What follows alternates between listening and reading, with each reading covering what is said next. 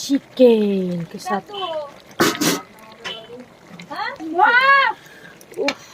জল পড়ে যাচ্ছে দেখি।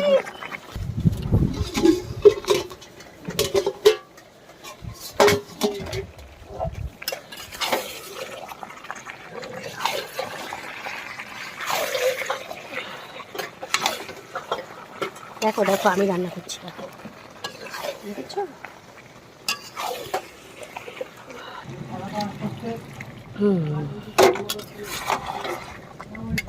হয়ে গেছে গাই, এরকম কষা কষা হবে, ঠিক আছে? আমাদের বাড়ি থেকে কষা কষা বেশি ভালোবাসে।